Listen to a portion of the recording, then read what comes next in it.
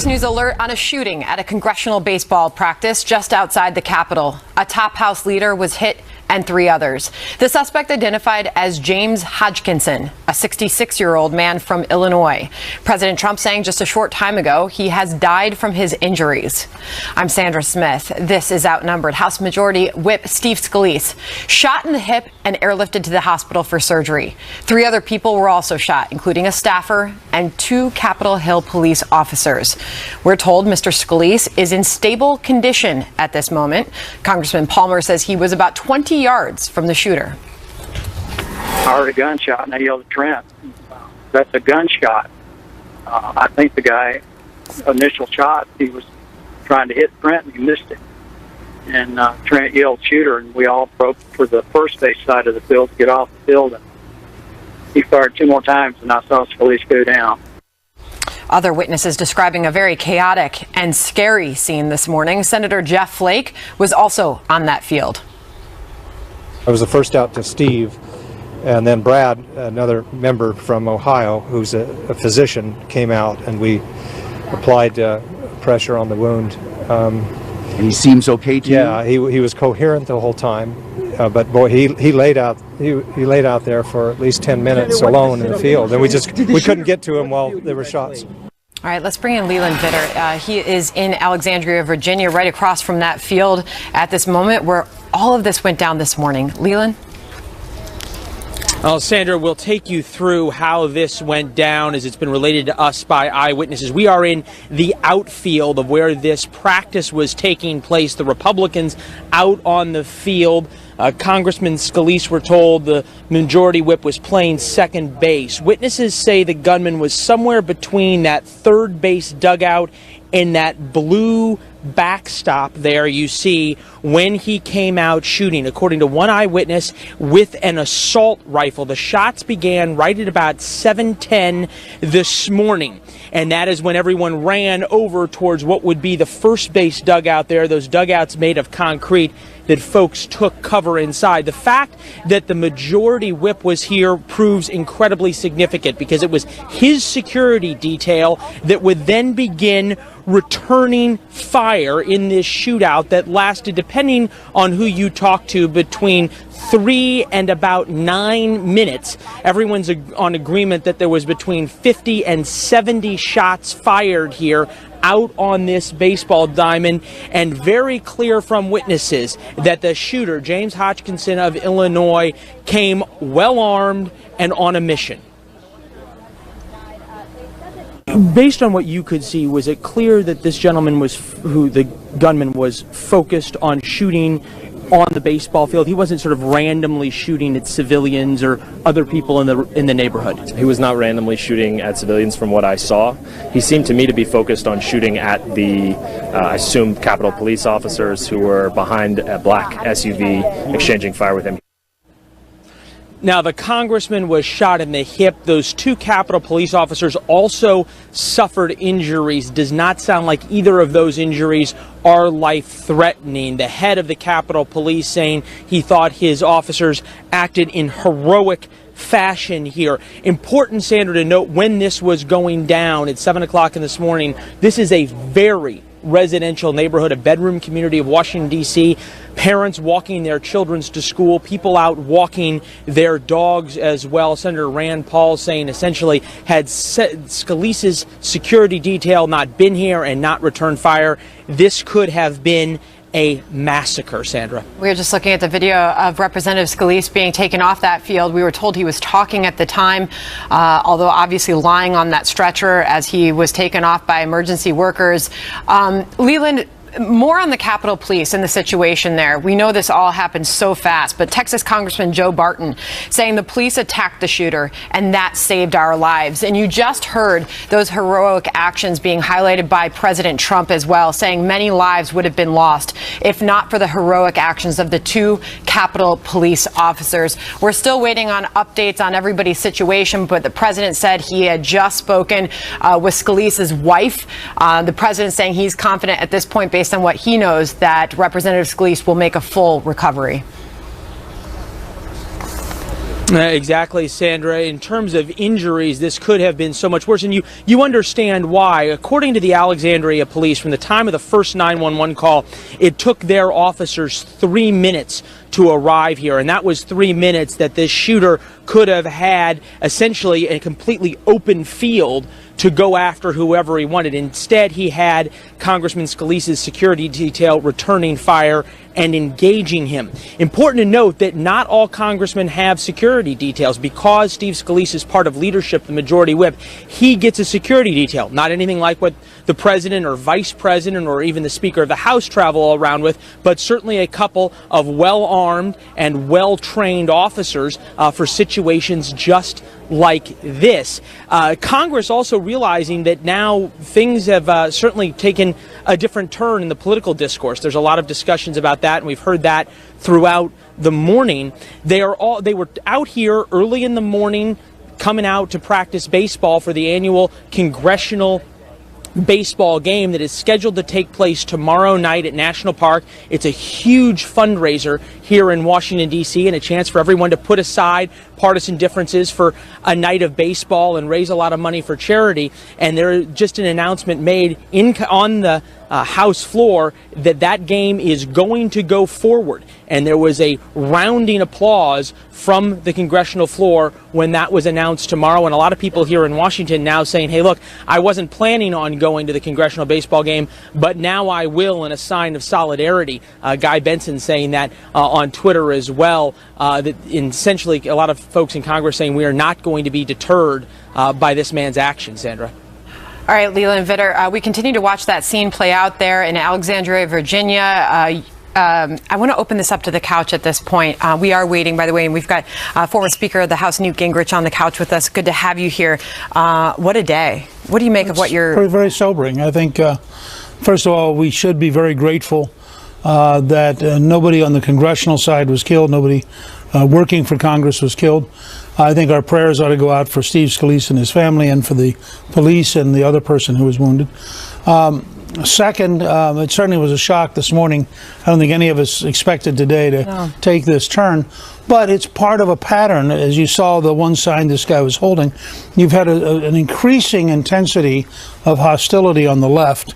Look, I talk to college students regularly who say to me, if they openly are for Trump, they get threatened. I've had college students tell me they're threatened with getting beaten up. Some of them get death threats.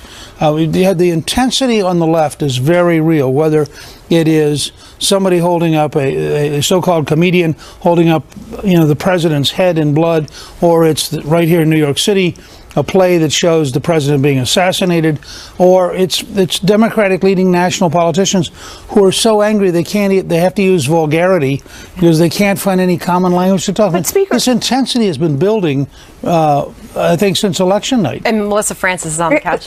Sorry, with respect, though, I mean, even if everything you're saying is true, to talk about it in those kind of terms of left and right now in the wake of it, does that make sense? Does it make it worse? You want to know the truth? Well, but do you rise above it and say, no, we all need to stay calm and focus on the work ahead of us?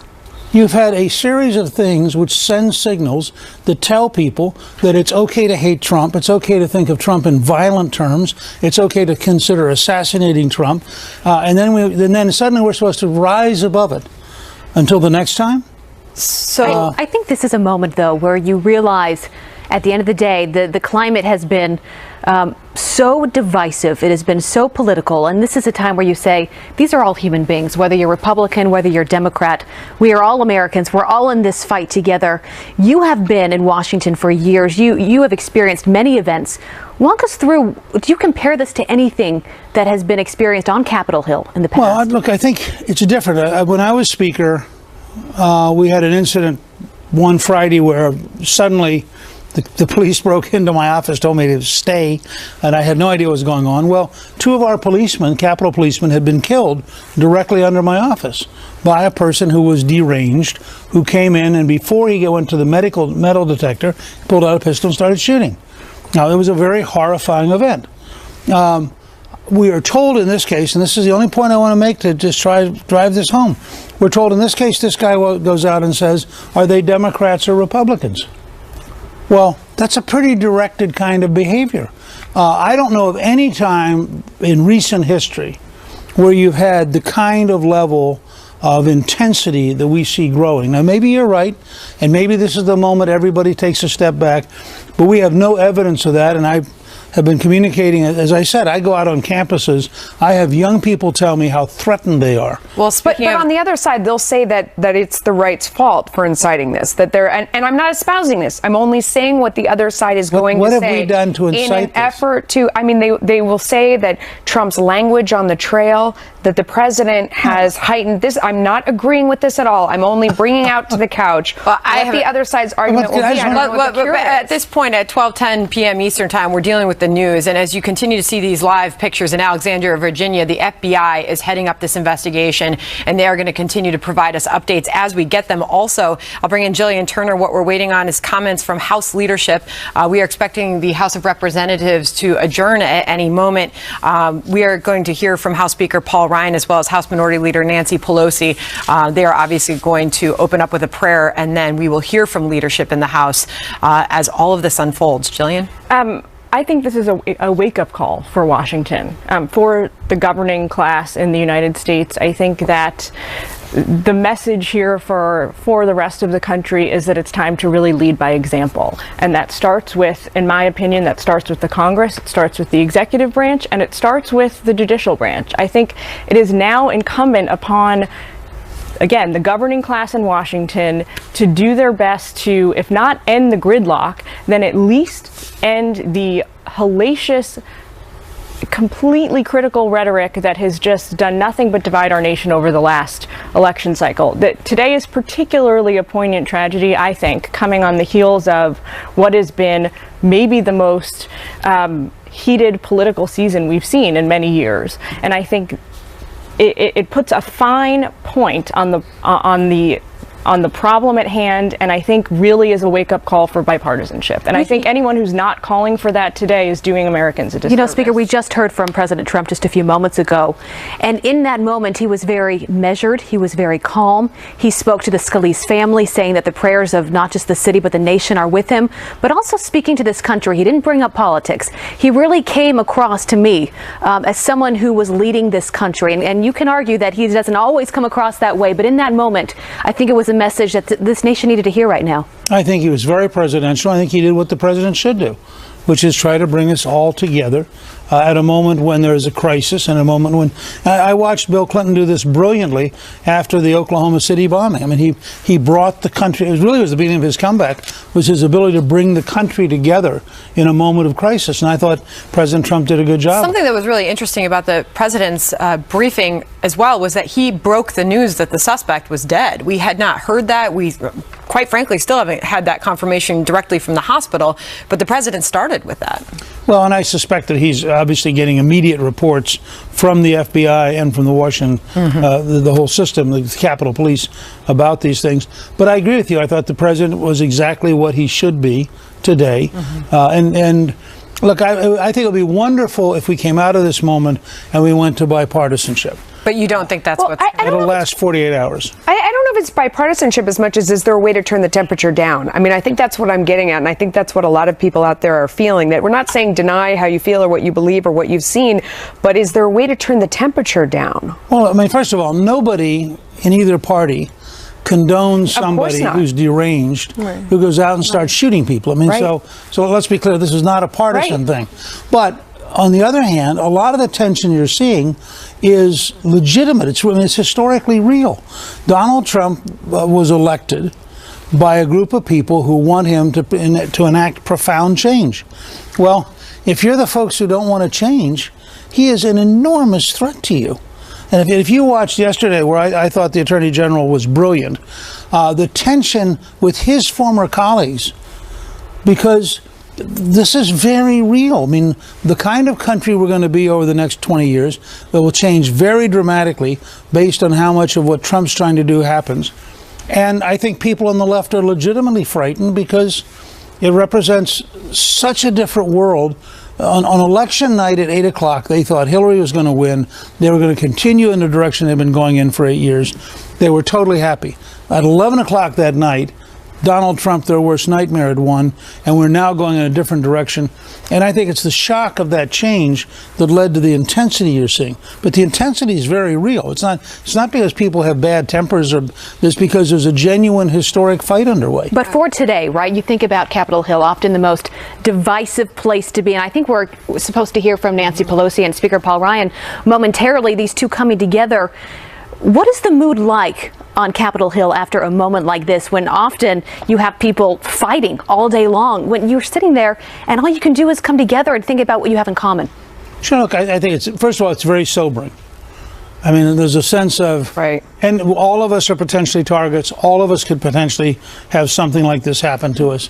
I think there's a sense of real concern, a bipartisan sense of concern for Steve Scalise and for the police who've been wounded and the staff who've been wounded. So that, in that sense, at a human level, it's like a family coming together. And that could be an opportunity. It's an opportunity to have some conversation start. So we are waiting on the House leadership. We know that they have adjourned on the House floor. All members have been encouraged to be on the floor to open the House at noon Eastern time today.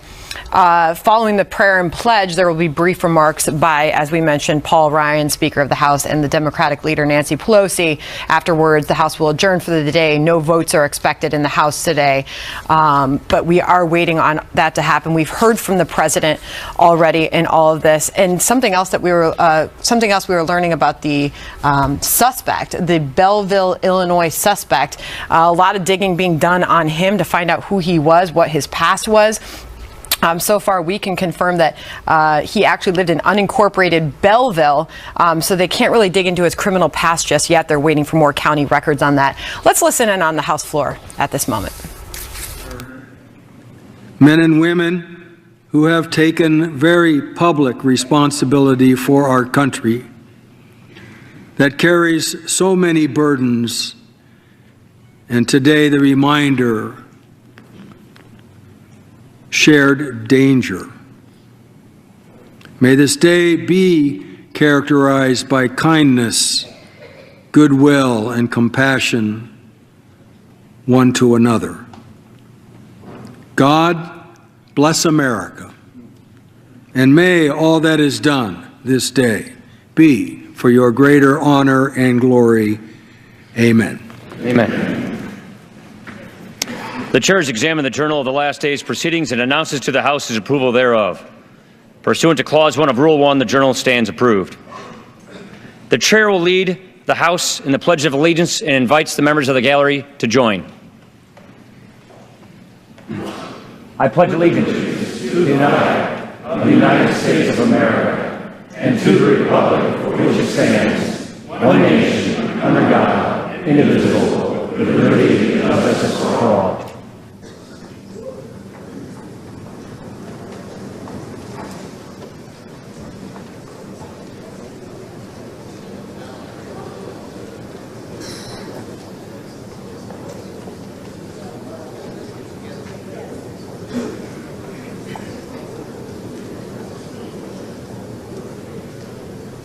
For what purpose does the gentleman from Wisconsin seek recognition? I ask to revise and accept my remarks and address the House for 1 minute. Gentleman is recognized. My colleagues, there are very strong emotions throughout this House today. We are all horrified by this dreadful attack on our friends and on our colleagues and those who serve and protect this Capitol. We are all praying for those who are attacked and for their families.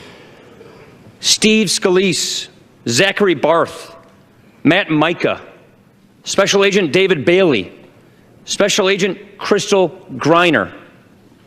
We are all giving our thoughts to those currently being treated for their injuries at this moment.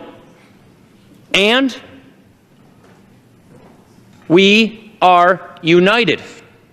We are united in our shock. We are united in our anguish. An attack on one of us is an attack on all of us.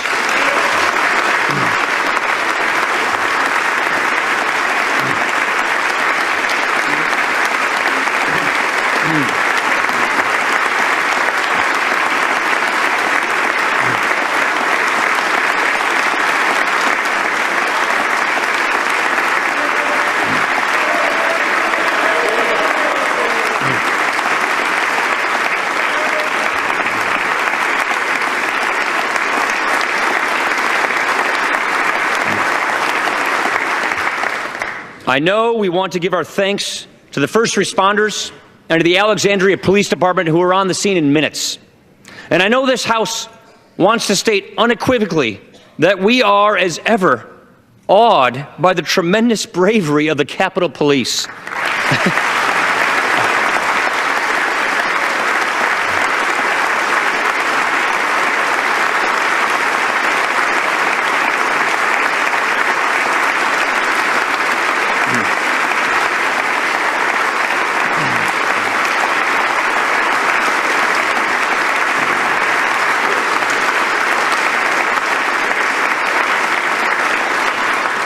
I spoke with Special Agent Bailey and Special Agent Griner this morning.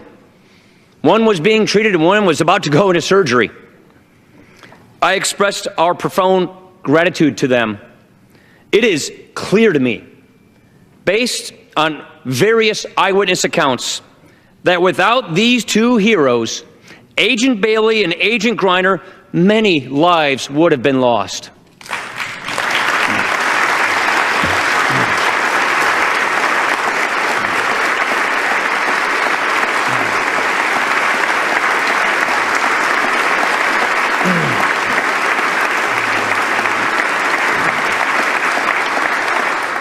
I know that we all want to learn as much as we can about what happened. We just all received a briefing from the Sergeant of Arms. I have complete confidence in the investigation that's being conducted by the Capitol Police, the FBI, who are also working with local law enforcement. I know we want to extend our gratitude for the outpouring of support that we've received from throughout the Capitol and from throughout the country. And now, knowing Steve Scalise, as we all do, he is likely really frustrated that he's not going to be able to play in the baseball game. I also know that Steve wants all of us to commend the bravery of those who came to the aid of the wounded. In the coming days, we will hear their stories, and we will have the chance to hold up their heroism. My colleagues, there are so many memories from this day that we will want to forget, and there are so many images that we will not want to see again. But there is one image in particular that this House should keep, and that is a photo I saw this morning of our Democratic colleagues gathered in prayer this morning after hearing the news. You know, every day we come here to test and to challenge each other. We feel so deeply about the things that we fight for and the things that we believe in. At times, our emotions can clearly get the best of us. We're all imperfect. But we do not shed our humanity when we enter this chamber. For all the noise and all the fury, we are one family. These were our brothers and sisters in the line of fire. These were our brothers and sisters who ran into danger and saved countless lives. So before this House returns to its business, let's just slow down and reflect, to think about how we're all being tested right now, because we are being tested right now. I ask each of you to join me, to resolve, to come together, to lift each other up, and to show the country, to show the world that we are one house, the people's house, united in our humanity. It is that humanity which will win the day, and it always will. God bless. I yield.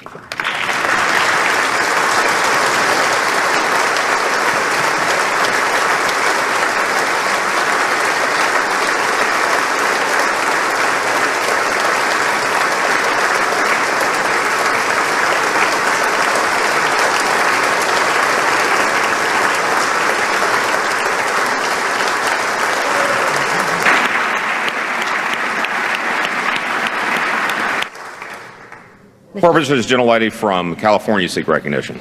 Mr. Speaker, I rise to join the distinguished speaker in paying tribute to the brave men and women of the Capitol Police Force, and also in sadness for the assault that was made on our colleagues and members of the staff. To my colleagues, you're going to hear me say something you've never heard me say before. I identify myself with the remarks of the speaker.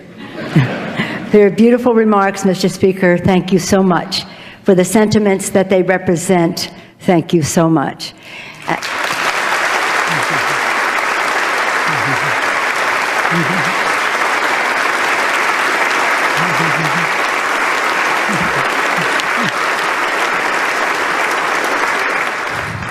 Again, we are not one caucus or the other in this House today, but we speak for each other in saying that we send our thoughts and prayers to our colleague, Steve Scalise. Personally, we have our Italian-American connection, so as soon as I heard his name, I was filled with concern, as I would be for anyone here, but we have that special connection, so our hopes and prayers. And I said to the Speaker, I'll be asking you every 5 minutes, how is Steve coming along?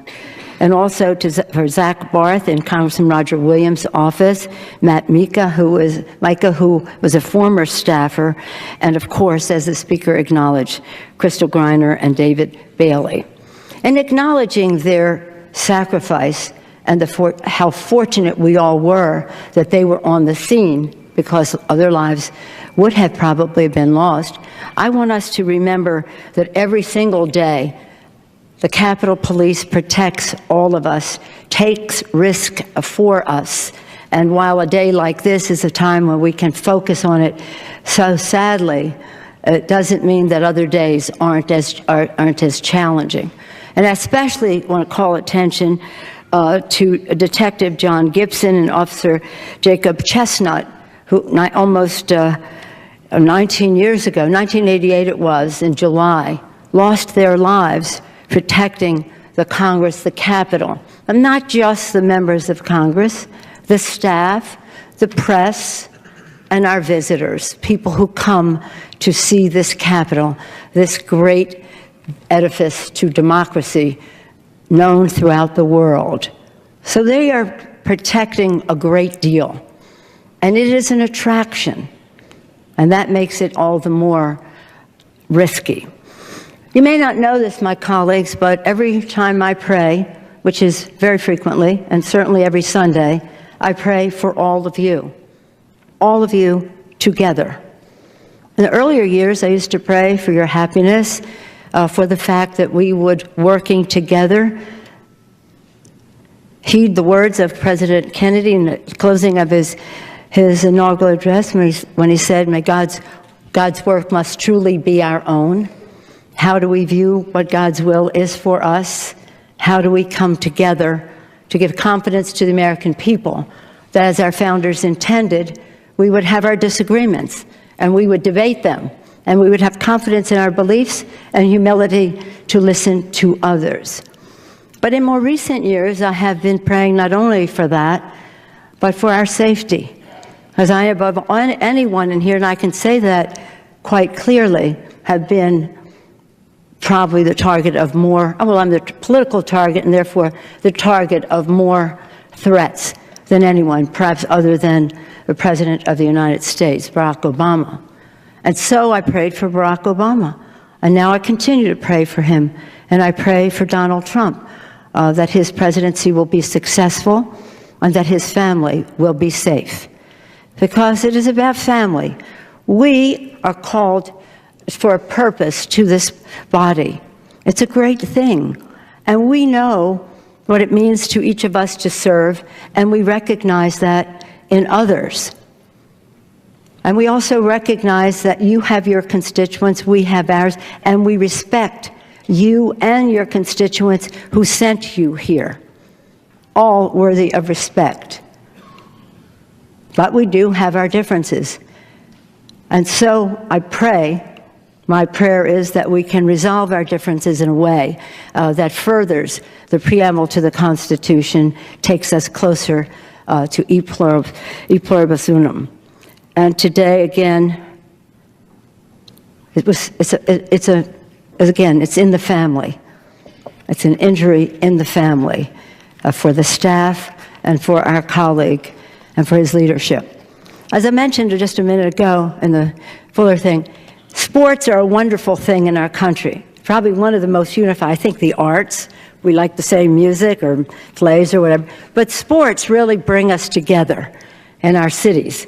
You see people who have the biggest differences of opinion on politics, and yet when their team is on the field, people come together. people come together.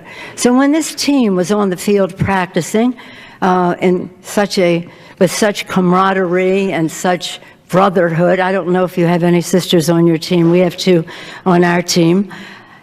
For this person to take this action was so cowardly, so cowardly. We'll learn more about motivation and the rest of that. But it seems particularly sad, although any violent death, of course, is sad, but particularly sad that at a time when people want us to come together, and we're prepared to come together tomorrow night, that this assault would be made. But we cannot let that be a victory for the assailant or anyone who would think that way.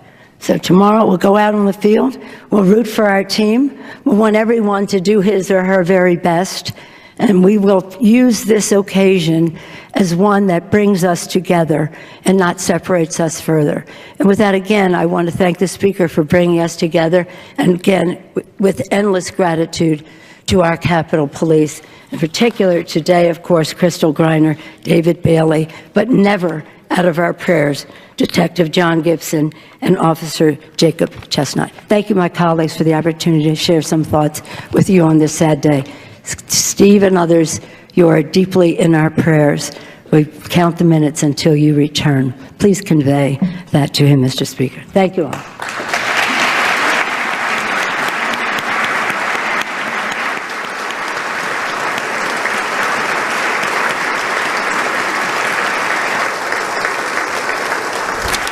Chair lays before the House. All right, that was House leadership addressing the House of Representatives, Nancy Pelosi, Paul Ryan. On the House floor moments ago, Paul Ryan led things off as the House adjourned, saying, "We are united. We are united in our shock. We are united in our anguish. An attack on one of us is an attack on all of us." Nancy Pelosi then took to addressing the floor, saying, "I identify with the remarks of the Speaker. I pray for Donald Trump that his presidency will be successful and that his family will be safe." All of this after the shooting at a congressional baseball practice in Alexandria, Virginia this morning.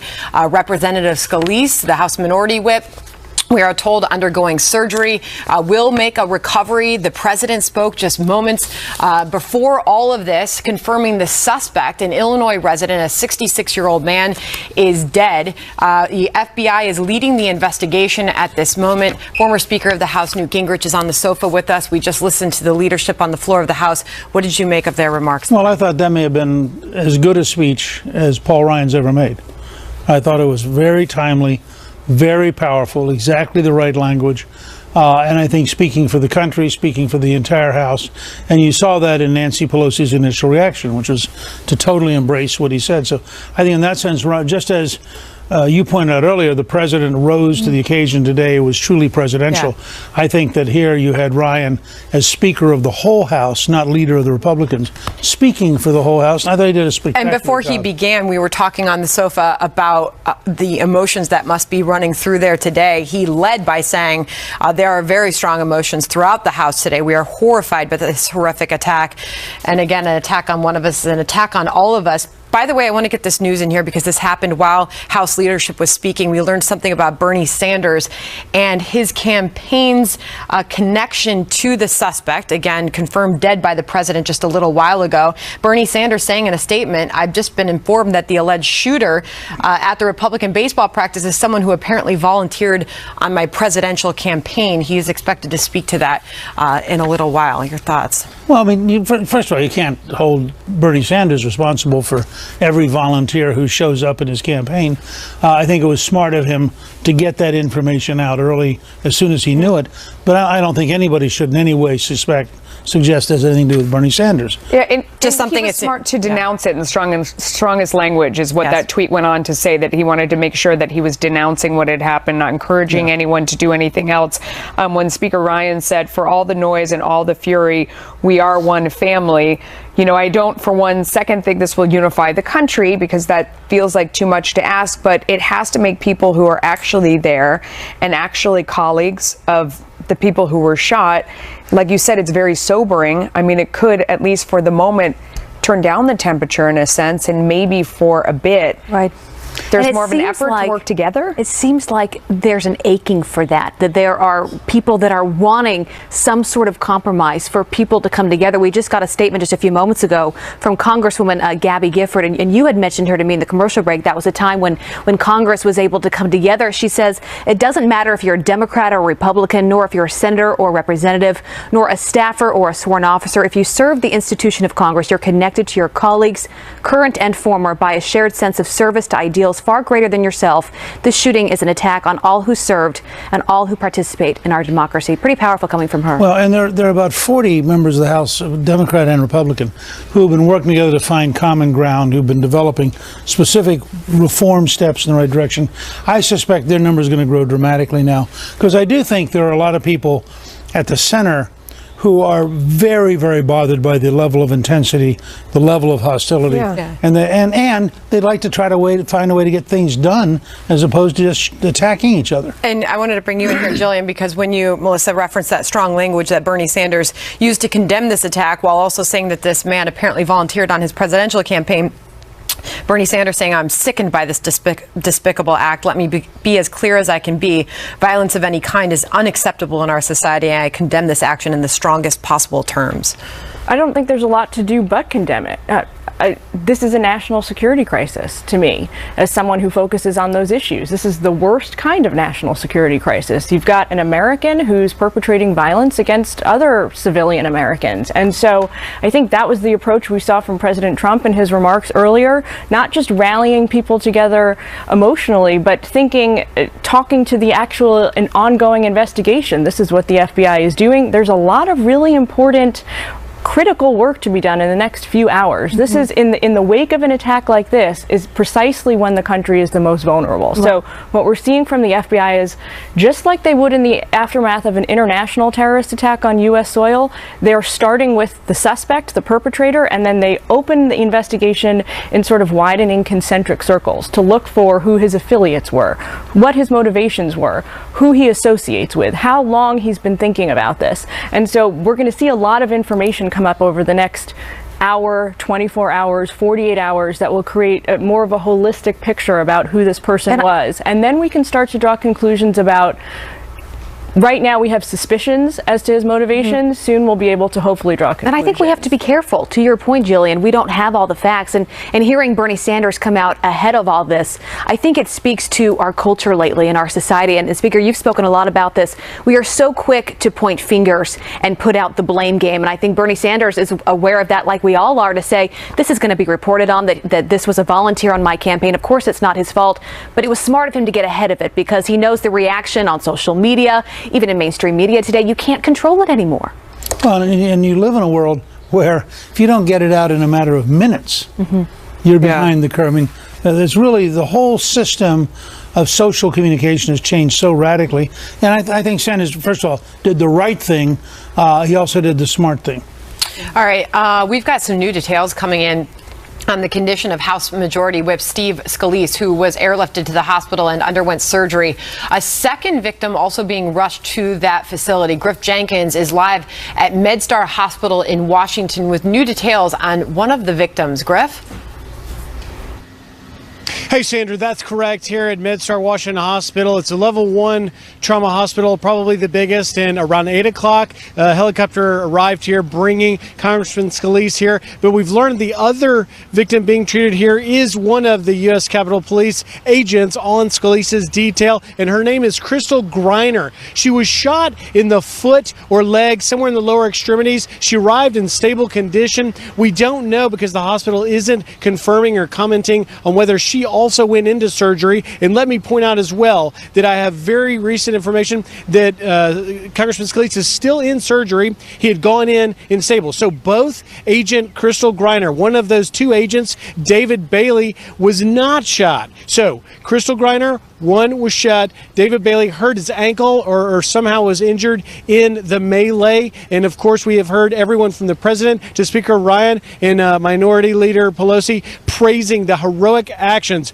of the U.S. Capitol Police and of these agents, Bailey and Griner. What I've seen since I've been here, Sandra, aside from the D.C. Police keeping security on the hospital, I've seen a number of U.S. Capitol Police vehicles arriving and folks going in, presumably for security or even to support their colleague. This, of course, Agent Crystal Griner and Agent David Bailey were part of Scalise's detail. That detail, since he is a majority whip and not the Speaker of the House or the President of the United States, is a smaller one and presumably would be a tighter-knit group of folks. I also know that Congressman Scalise's chief of staff, as well as other members of his staff, are inside the hospital, have been here shortly after the congressman arrived to support him. Of course, Congressman Scalise releasing a statement from his office earlier that he was able to speak to his wife, Jennifer, before he went into surgery. But just to recap, we know for sure here at MedStar Washington Hospital, we have Congressman Steve Scalise still in surgery,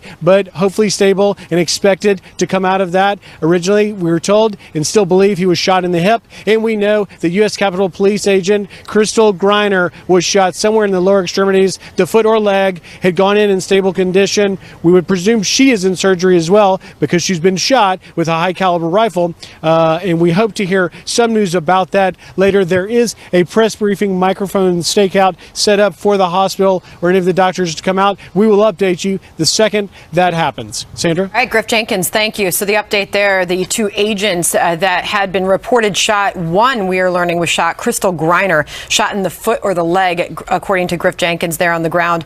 David Bailey not shot but injured, not at that hospital that he is reporting from. This is where we're at in this. Former Speaker of the House, Newt Gingrich, is with us. We're continuing to learn details. Obviously, the investigation is underway, being led by the FBI. We're still learning a lot more as the moments go on. Look, one of the problems with modern real-time information flow is that the actual process of investigation is slower than the demands of television. Right. And so over time, we'll learn a lot more. I mean, some of it may take a day or two if they've got to go, look at Illinois and look at other background things.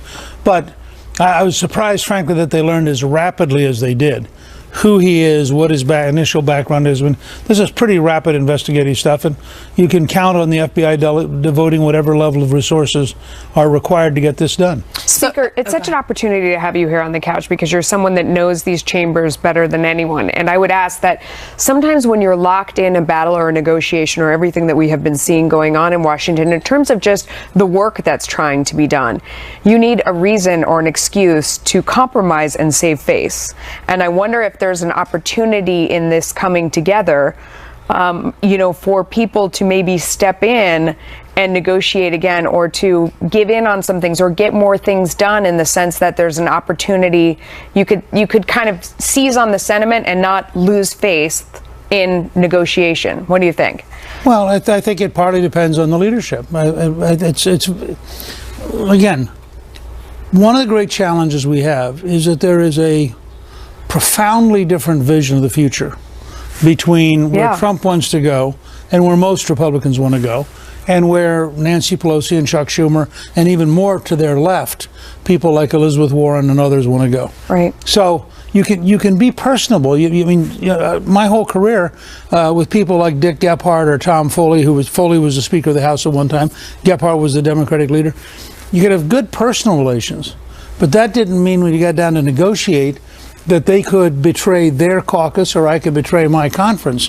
And so you would end up in loggerheads. It was easier to work with Bill Clinton because Clinton actually, as long as the deal was somewhere in this box, he wanted a deal. But if you start dealing with people where they're over here and you're over here, you can be friendly, but that doesn't mean you're going to be very productive. I think that it'll be interesting to watch. There's an opportunity here to be a little more bipartisan. I think on smaller things you can be very bipartisan. They just passed a really important Veterans Administration reform bill on a huge bipartisan vote. They've passed some health research bills on very big bipartisan votes. It gets much harder when you start talking about the sort of core issues that divide them, or you start talking about what kind of judges you're going to nominate. I mean, all of a sudden it gets to be very legitimately partisan. That doesn't mean you have to have personal hostility. On that thread, the personal personal note, I moved to Washington myself 11 years ago, and I've heard increasingly folks in the policy communities there, in politics also, bemoan the loss of camaraderie between folks from different sides of the aisle. People like to harken back to a time maybe 15 years ago when folks from different sides of the aisle would battle things out, you know, on the House floor, on the Senate floor, and then come together to socialize, and that has sort of eroded. But that reflects the country. Think about people you know personally. No, it's true. Who cannot have a political argument in their family at Sunday dinner. It's like every family tonight. You just don't bring up politics. But what I will say is this baseball game that they were practicing for, that was the one time of the year it seemed like that Congress got so excited about. They'd come together. They would all practice. It was all about athleticism. They'd come and compete, but it was all very lighthearted. And you have to say, we are still the most resilient nation in this world. I mean, Leland Vittert, our reporter on the ground there, said that this game is still going on tomorrow night. And many people he talked to in Alexandria said they weren't planning on going, but after this happened, they're going to be at this game. We still move forward as a nation. You can talk about politics, but in this moment, you have to say we are a pretty strong nation when you think about it, and we continue to move on. All right, we want to get to Capitol Hill. Our senior producer, Chad Pergram, is there. Chad, this as we learn that not only House Majority Whip Steve Scalise was shot, as well as two others, one being a Capitol Hill aide and the other being one of the officers on site. One officer was shot, the other one was not, but did endure injuries. What are you learning, Chad? Yeah, I was hearing very early on that the other officer might have gotten some sort of fragments or something along those lines. And we've talked a lot about the safety provided by the U.S. Capitol Police here. But something I want to point out here are aides. Aides seem to always be in the front line when these things go down. We had an aide who was shot today when Gabby Giffords was shot in Arizona. We had Gabe Zimmerman, who was her aide, was killed. Ron Barber, who later succeeded Gabby Giffords, was shot in that incident. There have been a number of aides over the years who have been shot and even killed in this incident. That's a reason why there is a room in the Capitol Visitor Center named after Gabe Zimmerman. In fact, it's the room that the Democrats meet in. You know, there's only been a few aides killed in the line of duty. One was killed when Mickey Leland's plane crashed overseas in Africa in the late 1980s. You had some aides killed when Hale Boggs, the majority leader, and Nick Begich, the congressman and father of the former Senator Mark Begich, were killed in a plane crash in Alaska.